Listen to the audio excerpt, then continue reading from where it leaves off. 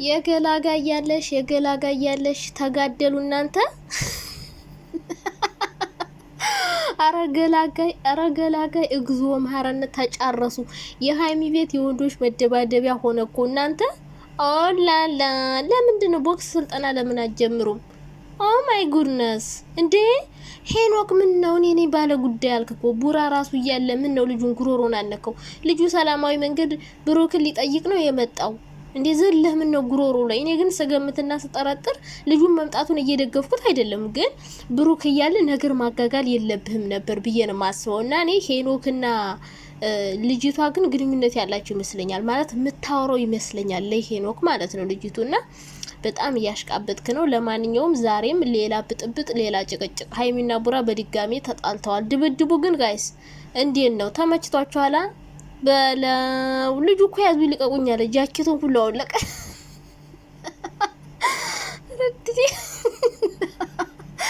እኔ ግን አንዳንዴ ድብድብ ሳይ ይመቸኛል የምርን።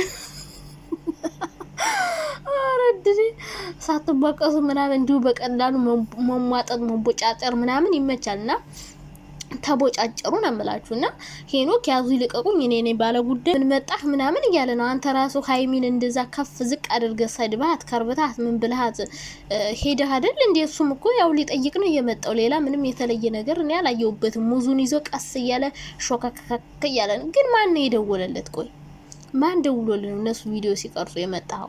ሲመስለኝ ግን እየተመካከሩ ይመስለኛል። ሲቀጥል ሃይሚና ቡራ ዛሬ ማሽን የለበሳችሁት ፎቶ ተነስታችሁ ለምንድን ነው ፖስት ያላረጋችሁልን? ቆይ ንቀት ነው? ንቃችሁ ነው እናንተ? ግን ቆይ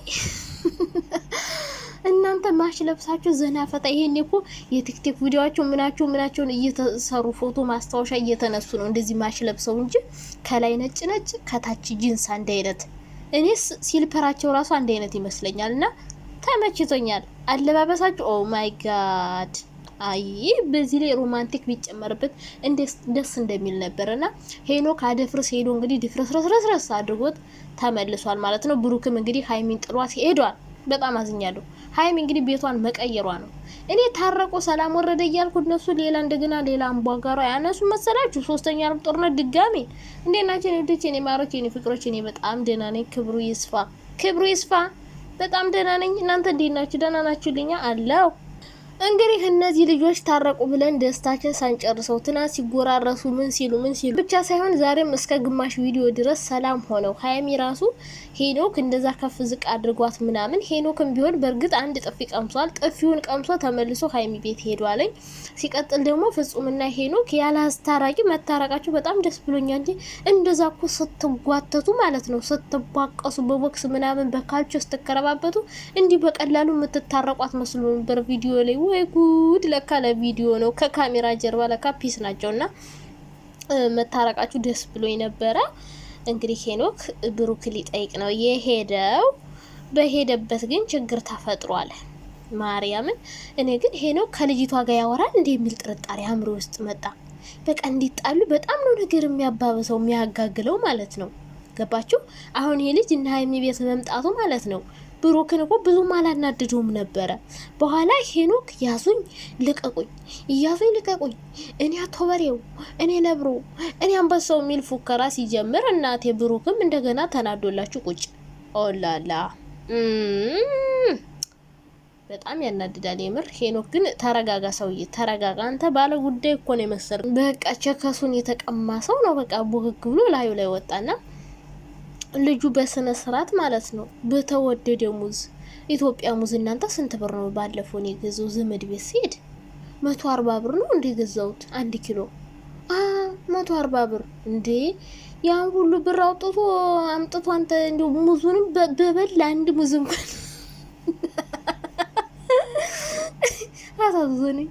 እሱ ብቻ አይደለም የሚገርመው ሄኖክ ፍጹም እንዲው ልትጠይቁበት ያመጣችሁትን ሙዝ እንዲው እንካ ብላ ሳትሉት እንዲው አምባጓሮ ታነሳላችሁ።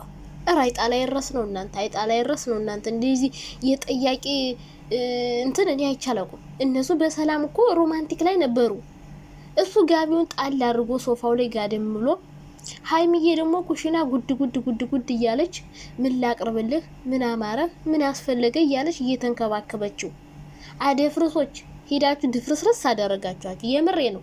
እኔ ጧት ራሱ ብያችኋለሁ። ዛሬ ወያ ልጅ ይመጣል ወይ ደግሞ ብሩክን አፈቀርኩት የምትለዋ ልጅ ትመጣለች ብያችሁ ነበር። ይኸው የፈራሁት አልቀረም መጣና እኔ ያዘንኩት ምንድነው ብሩክ ሙዙን ሳይበለው መሄዱ።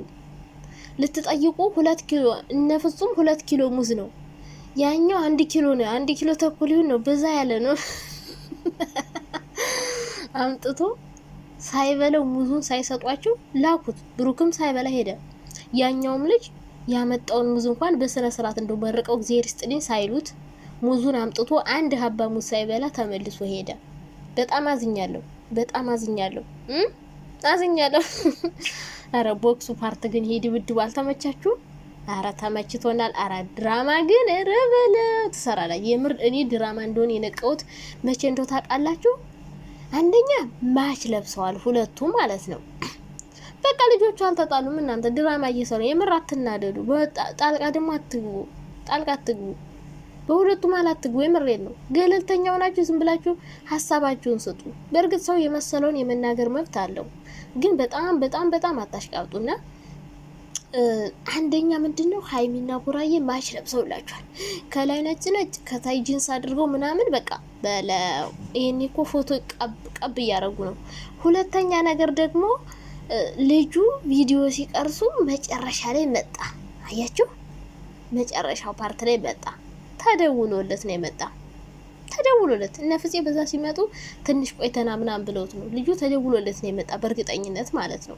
እንደው ግን ቪዲዮ የምንሰጠው እንደ አስተያየት የምንሰጠው እንደ ቪዲዮ ነው እንጂ ነገርየው ድራማ ነው። ልጆቹ በፒስ እየኖሩ ነው። ግን ያው እንደ ድራማው እንስጥ አስተያየት፣ እንደ ድራማው ነው እየሰጠው ያለውት። ግን አልተጣሉም፣ አይጣሉም። ወደፊትም አብረው ነው የሚሆኑ ማለት ነው። በጎቹ ተቃጠሉ ምናምን የምትሉ ደግሞ ማን ነው በግ? እንዲሁ አንዳንድ ሰዎች ስትገርሙኝ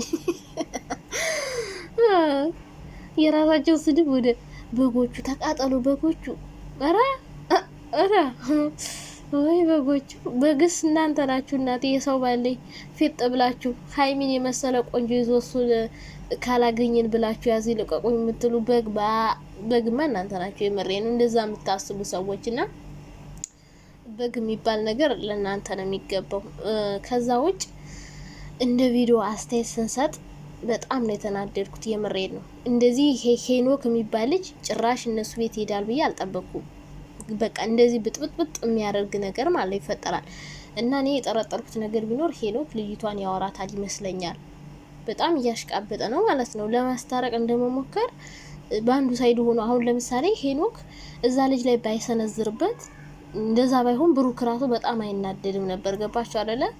ብሩክ እኮ ትቦት ነበረ፣ ዝም ብሎት ነበር። ያኛው ግን ፊት ምን አመጣ፣ ለምን መጣ ምን አለና አንገቱን እንቅ በለው። ወይ ጉድ! ለማንኛውም እንደዚህ አትቸኩል ሰውዬ፣ ማስታረቅ እንጂ ቡራ ባለቤቱ እያለ አንተ አናቱ ላይ ፊጥ ማለት የለብህም። ሁለተኛ ነገር ደግሞ ብሩኬ እንደዚህ አልከኝ አልሽኝ ብለ በጣም ተናዳለኝ። እስከሚሻል ነው ስላመመ ብዬ ነው ምናምን ብላለች እኮ። ነገሮች እኮ ተደፋፍነው ማለፍ የለባቸውም ቡራዬ። አሁንም ቢሆን ማስረዳት አለብህ ለሀይሚ። ገባህ? እሷ መረዳት የምትፈልገውን ነገር ማስረዳት አለብህ። በቃ ካመንሽኝ መኝ ካላመንሽኝ የራሱ ጉዳይ ሳይሆን ተረጋግተህ በቃ ቀስ ብለ በተረጋጋ መልኩ በቃ ማስረዳት። ያለፈ ከሆነ ያለፈ ነው በቃ በደንብ ካስረዳት ሀይሚ ማተራዳበት ምንም አይነት ምክንያት የለም። እንግዲህ ነገሮች በዚሁ ይቀጥላሉ ወይስ ደግሞ ሰላም ይፈጠራል አናውቅም። እንግዲህ ሀይሚ ቤቴን እለቃለሁ እያለች ነው። ብሩክ ደግሞ ሀይሚ ቤቷን እንዳትለቅ ነበር ከሷ ቤት ሄዶ እየቆየው እስከ መታመም የደረሰው። እንግዲህ ቀጣይ ምን ይፈጠራል አብረን እናያለን። ባይ ባይ።